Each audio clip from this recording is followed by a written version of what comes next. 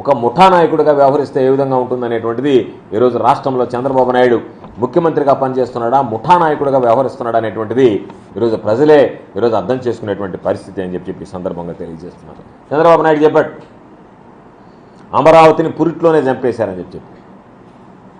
అమరావతిని అసలు పురిట్లో చంపేయడానికి కారకుడు ఎవరు, ఎక్కడ రాజధాని పెట్టాలనేటువంటి ఆలోచన చేసి నీ ధనదాహం కోసం నీవు ఎక్కడైతే రియల్ ఎస్టేట్ వ్యాపారం ద్వారా డబ్బు సంపాదనకు అనుకూలంగా ఉంటుందనేటువంటి ఆలోచనలో పడి ప్రజల శ్రేయస్సును విస్మరించి ఎక్కడ నీకు భూమి దొరుకుతుంది, ఎక్కడ నువ్వు రియల్ ఎస్టేట్ వ్యాపారాన్ని అభివృద్ధి చేసుకోగలవు, ఎక్కడ నువ్వు సంపాదించుకోగలవు అనేటువంటి దాని మీద దృష్టి పెట్టావు తప్ప ప్రజలకు సంబంధించి ప్రజా రాజధాని కావాలనేటువంటి దాని మీద దృష్టి పెట్టలేదు.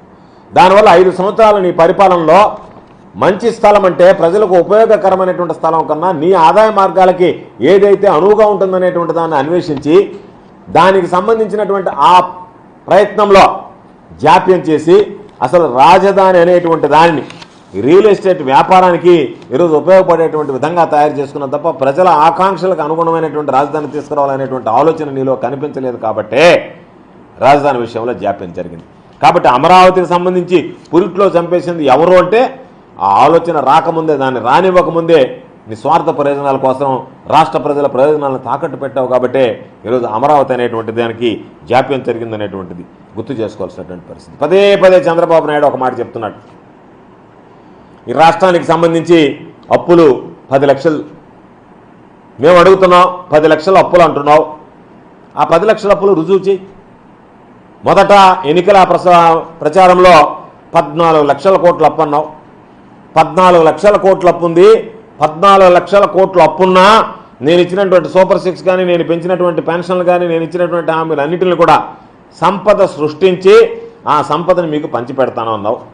తీరా లెక్కలెంతో చెప్పబోయా అంటే 10 లక్షల కోట్లని గవర్నర్ ప్రసంగంలో చెప్పించావు. బడ్జెట్ పెడితే నీ బండారం బయటపడుతుంది, నీ అబద్ధాలన్నీ బట్టబయలు అవుతాయని ఆ బడ్జెట్ పెట్టడానికి ఈరోజు కేవలం 7,40,000 కోట్ల రూపాయలు అప్పు ఉంది, 8 లక్షల కోట్ల లోపల ఉంది అప్పు అంతా కలిపి. కాబట్టి నీ బండారం బయటపడిపోతుంది కాబట్టి నువ్వు ఓటాన్ అకౌంట్ బడ్జెట్ పెట్టుకొని మామా అనిపించి వెళ్ళిపోయావు. బడ్జెట్ పెట్టలేకపోయావంటేనే నువ్వు మాట్లాడినటువంటి అబద్ధాలని చెప్పి ఆ అబద్ధాలు పదే పదే వల్లి వేసేటువంటి పరిస్థితుల్లో గవర్నర్ ప్రసంగంలో మాట్లాడావు.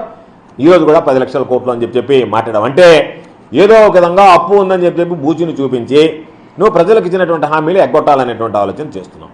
లేకపోతే నీ నోటితో నువ్వే చెప్పి 14 లక్షల కోట్ల అప్పు ఉంది, అయినా సరే ఇవన్నీ నేను అమలు చేస్తానని చెప్పినటువంటి వాడివి ఈరోజు నీ నోటుకుండా 4 లక్షల కోట్ల అప్పు తక్కువ 10 లక్షల కోట్ల అని చెబుతూ ఆ 10 లక్షల కోట్లకు సంబంధించి నేను అమలు చేయలేకపోతున్నాను, అప్పులు ఎక్కువ అని చెప్పి మాట్లాడడం అంటేనే ఒక ముఖ్యమంత్రిగా సిగ్గు చేయటం అనేటువంటి విషయమా కాదా అనేటువంటిది ఒక్కసారి గుర్తుంచుకోవాల్సినటువంటి పరిస్థితి.